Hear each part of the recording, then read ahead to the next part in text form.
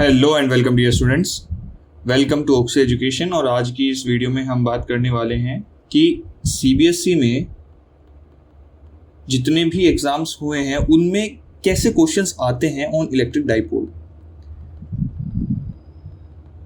अगर आपको एक चीज़ का नहीं पता है तो मैं बता देता हूं कि मैं अपने चैनल पर सारा कंटेंट डाल रहा हूं related to CBSE board exam. Previous year में जो भी क्वेश्चंस आए थे उनको सोल्व करके उनसे रिलेटेड क्या क्वेश्चंस और बन सकते हैं वो भी मैं आपको बता रहा हूं, क्योंकि इस सीरीज में यही डिफरेंस होगा। मैं सिर्फ क्वेश्चन को डिस्कस नहीं करूंगा, मैं ये भी डिस्कस करूंगा कि वो क्वेश्चन किस टॉपिक से आया है और क्या वो टॉपिक से जो क्वेश्चन है वो थोड़ा मॉडिफाई अगर हम करें तो वो कैसा बन जाएगा और कैसा वो पूछ सकता है। तो वो सब चीज़ें भी मैं उसमें डिस्कस करता हूँ। मैं ये भी बताता हूँ कि आपकी इसमें क्या गलती हो सकती है, आपको क्या कितना लिखना है किसी भी क्वेश्चन में फुल मार्क्स पाने के लिए। ठीक है, तो आज जैसे कि हम बात करेंगे सीबीएसई में जितने भी क्वेश्चंस आए हैं इलेक्ट्रिक डाइपोल पर, तो वो कैसे आते हैं। तो बेसिकली इसमें क्या होता है कि एक तो आपको इलेक्ट्रिक डाइपोल के बारे में पता होना चाहिए क्या होता है वो। तो ये होता है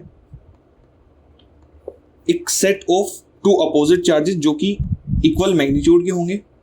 ठीक है, इनको कुछ डिस्टेंस पर रखा जाता है और इस डिस्टेंस को नाम दिया जाता है कि ये है 2a डिस्टेंस। ठीक है, इसका एक सेंटर होता है जो कि a डिस्टेंस पर होता है फ्रॉम एवरी चार्ज।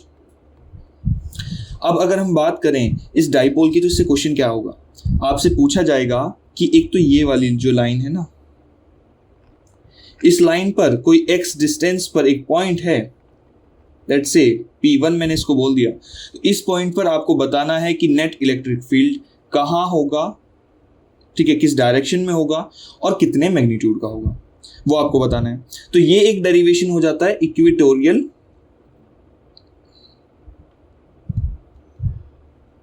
पॉइंट का। ठीक है, क्योंकि ये इक्वेटोरियल एक्सिस है, तो इक्वेटोरियल एक्सिस के ऊपर जो भी पॉइंट होगा वो इक्वेटोरियल पॉइंट कहलाएगा। अब एक और आता है आपका यहाँ पर डेरिवेशन, जिसमें कि बोला जाता है कि अगर मान लीजिए ये क्या है, ये है एक्सियल लाइन। ठीक है, इस पर कोई एक पॉइंट रख दिया जाए P, ठीक है, x डिस्टेंस पर, या तो यहां से x डिस्टेंस बोल देंगे, या फिर जनरली इसमें ये बोला जाता है, ये थोड़ा डिफिकल्ट वाला बन जाता है जब आपसे पूछा जाएगा कि ये वाला डिस्टेंस। ठीक है, लेकिन इन जनरल सेंटर से ये डिस्टेंस ली जाती है।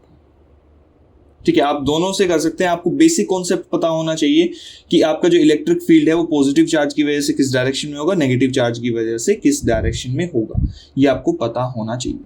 अब इसमें एक प्रॉब्लम आती है, मतलब जब आप इसको सोल्व करेंगे तो आपको एक छोटा सा डाउट इसमें आएगा। वो डाउट क्या होगा, वो डाउट होगा कि इस नेगेटिव चार्ज को इधर लें या इधर लें।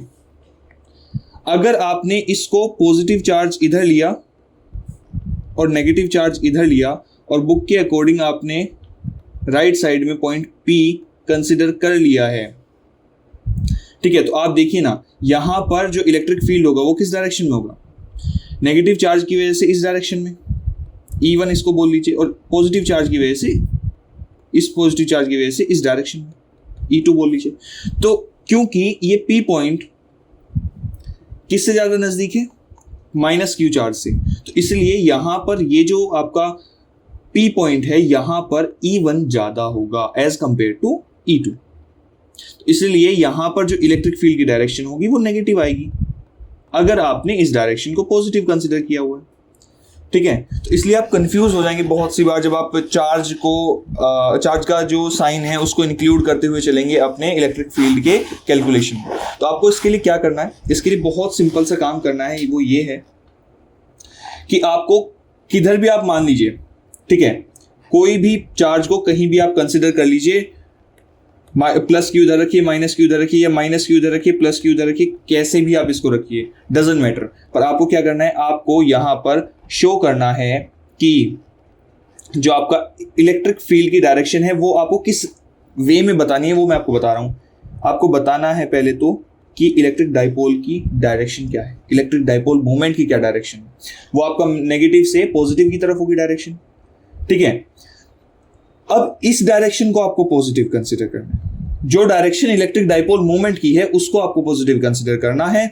और उसके बाद इलेक्ट्रिक फील्ड की जब आप कैलकुलेशन करोगे तो देखिए अब E1 ज्यादा होगा, पहले भी ज्यादा था, E2 कम होगा, तो यहां पर जो E1 है क्योंकि आपने इस डायरेक्शन को पॉजिटिव कंसिडर कर लिया है तो आपका आंसर बुक से मैच कर जाएगा जो आपको प्रॉब्लम होती है। तो यहां पर यही दिक्कत आती है कि आपको जब भी डायरेक्शन देनी होती है ना इलेक्ट्रिक फील्ड की, तो वो आपको ऐसे देनी है कि जो इलेक्ट्रिक डाइपोल मूवमेंट की डायरेक्शन है उसी डायरेक्शन में आपको इलेक्ट्रिक फील्ड को पॉजिटिव कंसिडर करना है, दूसरी डायरेक्शन में आपको नेगेटिव कंसिडर करना है। ठीक है, ये बात क्लियर है। अगर मैं यहां पर माइनस क्यू चार्ज रखूंगा, इधर पॉजिटिव चार्ज रखूंगा, तो ये हो जाएगी P की डायरेक्शन। अगर ये P की डायरेक्शन हो गई है मेरी, तो मैं क्या बोलूंगा कि यहां पर जो इलेक्ट्रिक फील्ड होगा वो इस डायरेक्शन में मैं पॉजिटिव कंसिडर करूंगा और इस डायरेक्शन में मैं इलेक्ट्रिक फील्ड को नेगेटिव कंसिडर करूंगा। ये मेरा कंसिडरेशन यहां पर रहने वाला है। ठीक है, ये बात क्लियर है। तो यहां पर हमारे दो तरीके के ये क्वेश्चन हो गए इलेक्ट्रिक डाइपोल पर जो क्वेश्चन आते हैं।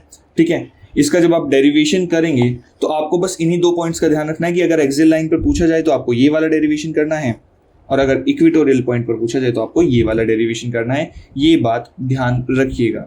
ठीक है, ये क्लियर हो गया। फिर इसके बाद कभी कभी पूछ लेते हैं कि इन दोनों को कंपेयर करिए आप। ठीक है, ये वाले इलेक्ट्रिक डाइपोल, सॉरी ये वाले पॉइंट को और ये वाले पॉइंट को, इन दोनों को कंपेयर कर दीजिए। ठीक है, इनमें क्या डिफरेंस होगा, क्या डायरेक्शन होगी इलेक्ट्रिक डाइपोल की। तो आपको बताना है कि यहां पर जो है जब आप इलेक्ट्रिक डाइपोल के इक्वेटोरियल पॉइंट पर जब आप इलेक्ट्रिक फील्ड निकालेंगे तो वो आपका यहां पर होगा, इस डायरेक्शन में होगा। ठीक है, जनरली इस डायरेक्शन में आता है और ये आपका होगा इस डायरेक्शन में। ठीक है, यहां पर ये अपोजिट डायरेक्शंस हो जाती हैं इनकी। तो आप ये भी लिख सकते हैं, मतलब ये क्वेश्चंस आपसे बन सकते हैं कि आप इलेक्ट्रिक फील्ड को कंपेयर करिए, उनका मैग्नीट्यूड कैसे वेरी कर रहा है। ठीक है, तो वो आपको बताना है कि कैसे वेरी करता है डिस्टेंस के साथ। तो यही तरीके के क्वेश्चंस इसमें बनते हैं। तो अगर वीडियो अच्छी लगे तो प्लीज़ लाइक कर देना, सब्सक्राइब भी कर देना चैनल को। अगर आपको ये कंटेंट अच्छा लग रहा है तो